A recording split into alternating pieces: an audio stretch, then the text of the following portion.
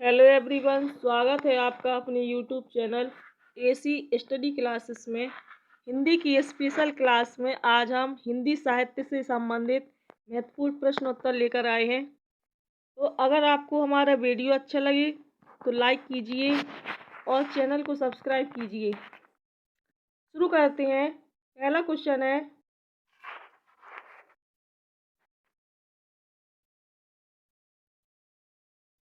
किस पुस्तक का 15 भारतीय भाषाओं और 40 विदेशी भाषाओं में अनुवाद किया जा चुका है? तो पूछा गया है किस पुस्तक का 15 भारतीय भाषाओं और 40 विदेशी भाषाओं में अनुवाद किया जा चुका है। तो वह कौन सी पुस्तक है? पंचतंत्र पुस्तक का।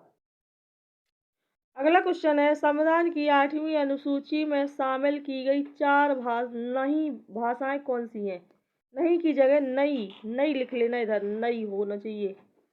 संविधान की 8वीं अनुसूची में शामिल की गई 4 भाषाएं कौन सी हैं? वो है संथाली, मैथिली, बोडो और डोगरी। ये चारों भाषाएं संविधान की 8वीं अनुसूची में शामिल की गई। अगला क्वेश्चन है, निशा निमंत्रण की रचनाकार कौन है? वो कौन है? हरिवंश राय बच्चन।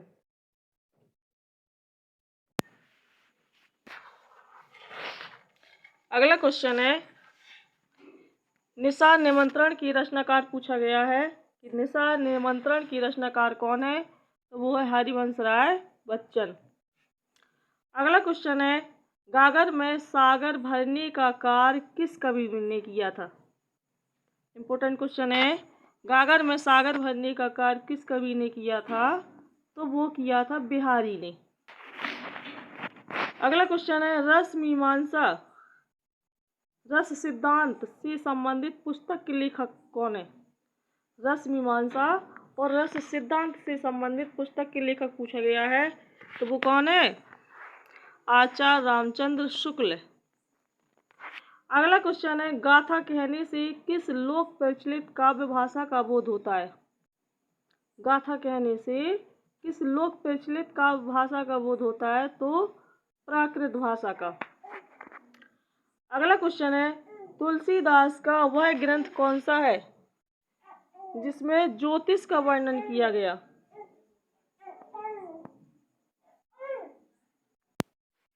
तो तुलसीदास का वह ग्रंथ कौन सा है जिसमें ज्योतिष का वर्णन किया गया है? तो वो ग्रंथ है कौन सा? रामाज्ञा प्रश्नावली। इसमें रामाज्ञा प्रश्नावली में ज्योतिष का वर्णन किया गया है। अगला क्वेश्चन है, भारत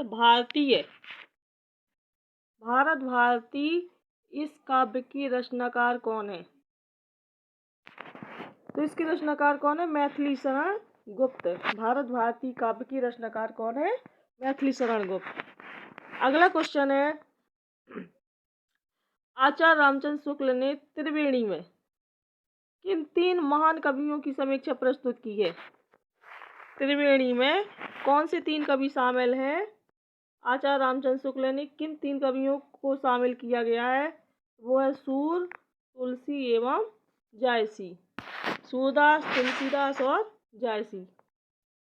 अगला क्वेश्चन है, वीरों का कैसा हो बसंत इस कविता की रचनाकार कौन है?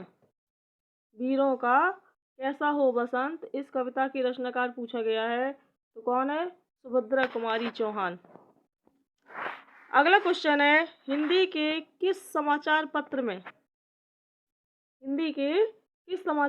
में खड़ी बोली को मध्य देशी भाषा कहा गया?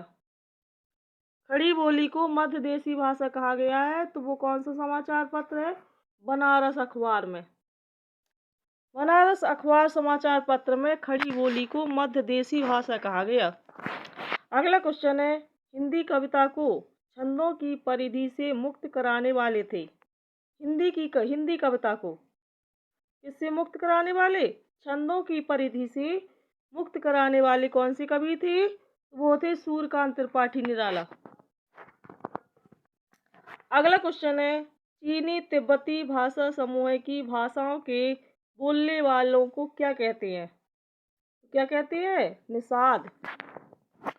अगला क्वेश्चन है, रामचरितमानस में प्रधान रस के रूप में, इसमें रामचरितमानस में प्रधान रस के रूप में किस रस को मान्यता प्राप्त हुई? इसमें रस पूछा गया है कि किस रस को मान्यता प्राप्त हुई है रामचरितमानस में, तो वो कौन सा रस था? भक्ति रस। अगला क्वेश्चन है, साच बराबर तप नहीं, झूठ बराबर पाप, जाके है दे साच है, ताके है दे आप। इस पंक्ति के रचयिता पूछा गया है, कौन है? ये किसकी पंक्ति है? कबीरदास की। अगला क्वेश्चन है, रामधारी सिंह दिनकर को भारतीय ज्ञानपीठ पुरस्कार प्राप्त हुआ था किस कवि कब किस रचना पर? तो वो की कौन सी रचना थी? उर्वशी पर। उर्वशी पर रामधारी सिंह दिनकर को क्या प्राप्त हुआ? भारतीय ज्ञानपीठ पुरस्कार। अगला क्वेश्चन है, कामायनी किस प्रकार का ग्रंथ है? तो कामायनी किस प्रकार का ग्रंथ है? तो ये क्या है? एक महाकाव्य है। कामायनी क्या है? एक महाकाव्य है। अगला है, पल्लव की रचयिता कौन है? पल्लव की रचयिता कौन है? सुमित्रानंदन पंत, जो क्या थे? एक छायावादी कवि थे ये, सुमित्रानंदन पंत।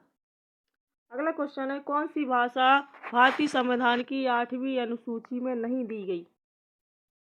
भारतीय संविधान की 8वीं अनुसूची में नहीं दी गई, तो वो कौन थी? अंग्रेजी भाषा। अगला क्वेश्चन है, हिंदी साहित्य के इतिहास के सर्वप्रथम लेखक का नाम क्या है? हिंदी साहित्य के इतिहास के सर्वप्रथम लेखक का नाम पूछा गया है, तो वो है गार्सा द तासी। अगला क्वेश्चन है, देश में एकमात्र किस राज्य की राजभाषा अंग्रेजी? ऐसा कौन सा एकमात्र देश है, कैसा कौन सा राज्य है जिसकी एकमात्र राजभाषा कौन सी है? अंग्रेजी है। तो वो क्या है? नागालैंड है। अगला क्वेश्चन है, त्रिपुरा की राजभाषा क्या है? त्रिपुरा की राजभाषा क्या है? बांग्ला है। फिर अगला है, प्रेम सागर की रचनाकार कौन है? लल्लू लाल जी। अगला क्वेश्चन है, सूर्यकांत त्रिपाठी निराला को कैसा कवि माना जाता है? सूर्यकांत त्रिपाठी निराला को कैसा कवि माना जाता है? क्रांतिकारी कवि माना जाता है सूर्यकांत त्रिपाठी निराला को। अगला क्वेश्चन है, सुहाग के निपुर इसके रचयिता कौन है? सुहाग के निपुर के रचयिता कौन है? अमृतलाल नागर। अगला क्वेश्चन है, झरना काव्य संग्रह की रचयिता, झरना काव्य संग्रह की रचयिता है जयशंकर प्रसाद। अगला क्वेश्चन है, इस देश में अधिकतम संख्या में भाषाएं बोली जाती है? किस देश में? भारत में। अगला क्वेश्चन है, चारु शब्द की शुद्ध भावात्मक संज्ञा क्या होगी? चारु शब्द की भावात्मक संज्ञा बनाएंगे तो क्या बनेगी? चारुता। अगला है, भारतीय भाषाओं को कितने प्रमुख वर्गों में बांटा गया? तो 4 वर्गों में। भारतीय भाषाओं को 4 वर्गों में बांटा गया। अगला है, भारत में सबसे अधिक बोला जाने वाला भाषा समूह कौन सा है? तो वो इंडो आर्यन। अगला क्वेश्चन है, आंचलिक रचनाएं किससे संबंधित होती हैं? तो क्षेत्र विशेष से।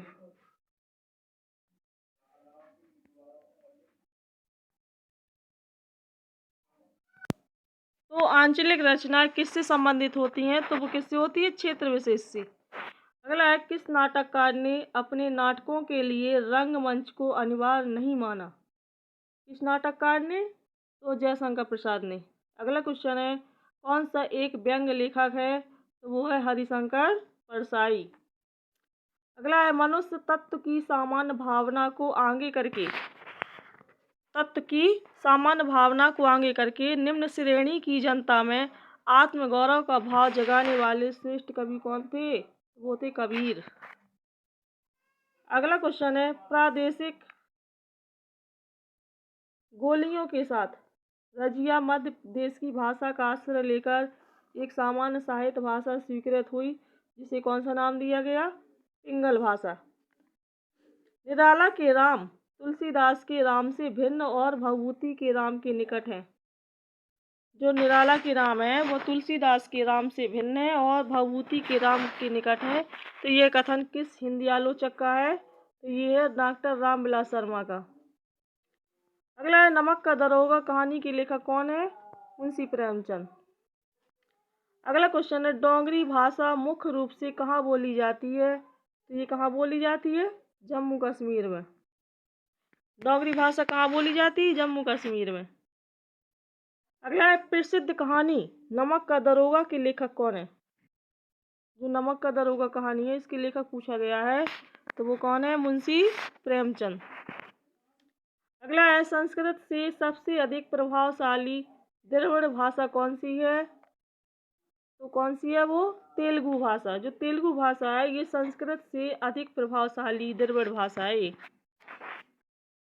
अगला क्वेश्चन है हिंदी को भारतीय संविधान में क्या कहा गया? तो वो क्या कहा गया है? राजभाषा। अगला क्वेश्चन है वह कौन सी रचनाकार हैं जिन्होंने सबसे अधिक टीका लिखी है? क्या लिखी है? टीका। तो वो कौन थे? बिहारी सतसई। अगला क्वेश्चन है भूषण किस रस के कवि माने जाते हैं? भूषण किस रस के कवि हैं? वीर रस के। अगला क्वेश्चन है हिंदी शब्द का प्रयोग सर्वप्रथम भाषा के संबंध में किसके द्वारा किया गया? भाषा के संबंध में किसके द्वारा किया गया? तो वो किया गया अमीर खुसरो के द्वारा। अगला क्वेश्चन है आदिकाल को आरंभिक काल की संज्ञा किसके द्वारा दी गई थी? आदिकाल को आरंभिक काल की संज्ञा किसके द्वारा दी गई? तो मिस्र बंधुओं ने आदिकाल को क्या कहा था? आरंभिक काल कहा था। अगला क्वेश्चन है ये किसने कहा था कि साहित्य का इतिहास जनता की चित्तवृत्ति का इतिहास है? तो ये कहा था आचार्य रामचंद्र शुक्ल ने। फिर किस कवि को अपभ्रंश का वाल्मीकि कहा जाता है? तो वो कहा जाता है स्वयंभू को। अगला क्वेश्चन है हिंदी के प्रथम कवि माने जाते हैं?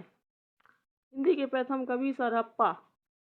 अगला है हिंदी के प्रथम मौलिक नाटक का नाम बताइए।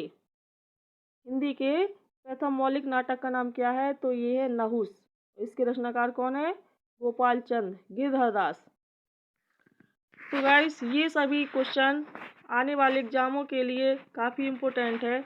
अगर वीडियो पसंद आया हो तो लाइक कीजिए और कमेंट बॉक्स में लिख कर के बताइए। धन्यवाद।